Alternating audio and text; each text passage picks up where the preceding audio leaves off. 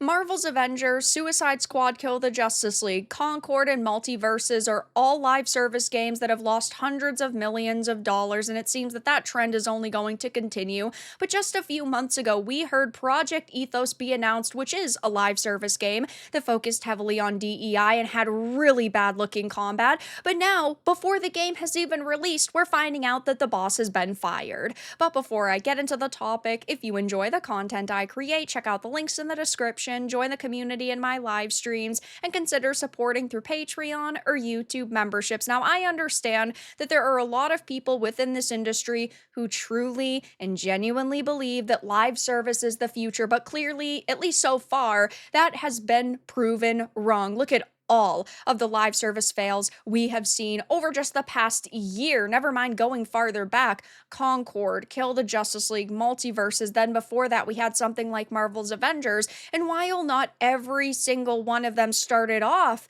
with us thinking it was going to be a flop, like Multiverses had a strong start when it had the beta, they all ended up in the same place, which is the trash can. Games are being shut down left, right, and center. Some of them can only survive for 2 weeks, and then they're killed off by companies like Sony. And the next big live service game, Project Ethos, was announced just a few months ago, and it right out of the gate was being absolutely wrecked, proving that yes, it's going to be another live service flop, just like Sony's upcoming Fair games. I don't know why these companies continue to barrel forward with live service and DEI. That is a recipe for disaster. But 2K Games has now revealed that a major change at Project Ethos developer 31st Union, confirming the studio head Michael Condrey, known best for the Dead Space and Call of Duty franchises, is transitioning to an advisory role before an expected exit. Sources told Kotaku that he was fired, though 2K Games didn't use that terminology and maintains it is very committed to the game and the studio, which is similar to what just had happened with Corinne Bush at BioWare and with Veilguard. They said that they voluntarily left, and while the word on the street is that they were picked up by Wizards of the Coast, it seems that they were fired and they will never work at BioWare again because Veilguard was such a spectacular disaster. And funny enough, Andrew Wilson just a few days ago said he thought that a big reason Veilguard failed was because it wasn't live service, which is so mind-bogglingly out of touch. But this project wasn't even announced all that long ago, but we could tell right from the get-go it was going to face major issues because they had this announcement and it did not go good for them. Project Ethos, first hands-on impressions, it was only 3 months ago. They described it as a PvPvE extraction roguelike hero shooter that wants to challenge players to find and build their playstyle and challenge yourself in every extraction run. Don't miss our first hands-on impressions and get a look at the game, but it seems like such generic slop. It seems like they just wanted to make a Fortnite and Overwatch competitor all in one, and I absolutely hate the way that it looks. I try to give games a chance. I try to sit here and say, oh, maybe it won't be that bad.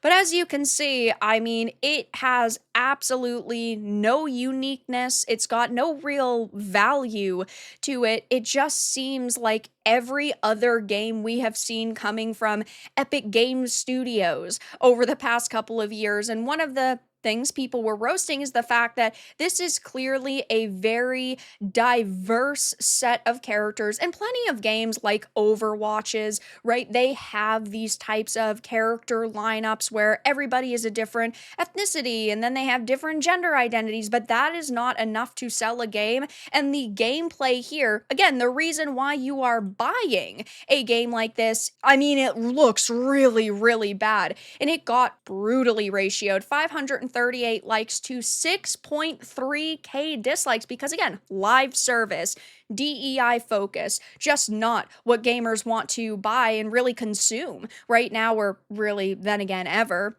How many times do we have to teach you this lesson, old man? The generic YouTube type beat trap instrumentals playing in the background is really the icing on the cake. Opens the video and hits play. Free to play third person hero extraction shooter with rogue-like elements. Pauses video and leaves. I hate when companies cannot decide what their game is going to be, so they try to use every hip with the kids terminology that they can, and then they end up with a modge podge of things like this. Creatively bankrupt. I've seen games like this 400 times in the past 10 years. It's getting old now. Concord 2. They're not even trying anymore. I mean, there are no positive reactions here. And now we're finding out that the boss has already been fired after this lukewarm response. So will it even release at this point? I don't know. Obviously, I'm sure that there are a lot more people behind this project, but when you are already losing like the leads of games and we don't even have a release date for it yet, that is an extremely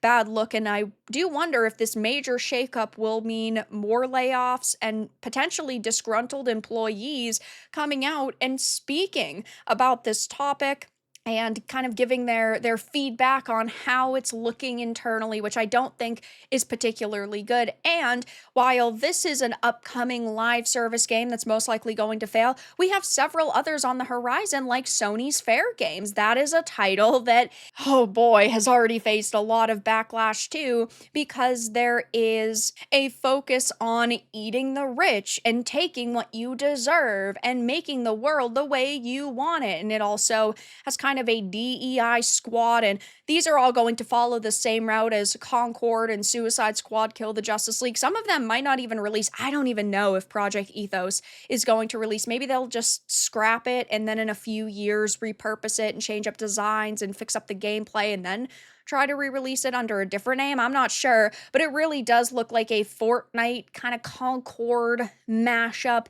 and that's not what people want. And live service is very tough to do. The only massive live service game we have seen that has been a spectacular success was Helldivers 2, and even that died very quickly because all of the backlash that it faced, and for different reasons, but backlash nonetheless. So I am very interested to see where this ends up going, if they keep this project alive or if they decide to scrap it, but it really doesn't look good. As it says in November, 2K parent company Take-Two boss said that he couldn't be more proud of the team at 31st Union and Project Ethos. They held an open test for the game at the end of 2024, and Zelnick said that the team had been enthused about the feedback, so we're off to a great start and there's more to come, but I don't really think that that's the truth, judging by what's going on now. And GameSpot's hands-on preview went spectacularly well, though their only criticism was that it had a lot of potential, but suffers from an identity crisis. Yeah, this is what happens when you have creatives in this industry who are creatively bankrupt, who do not have any creative bones in their body, and they can't make something new and unique. And I get that CEOs and higher ups at companies are also to blame because they just tell developers follow what trend is going on right now. On the flip side, they still could create something that's really great and really high quality, and that doesn't look to be the case here. So I, of course, will actually be keeping my eye on this. I'm sure that I'll be talking about it a lot more in the future, but things are not looking good for the next live service slop game, the next Concord 2.0. But that's all that I had to discuss in this video. Let everyone know your thoughts in the comments below. If you enjoyed this, give it a like, and if you didn't, give it a dislike. I appreciate your support either way, but I'll talk to you all again in the next video really soon.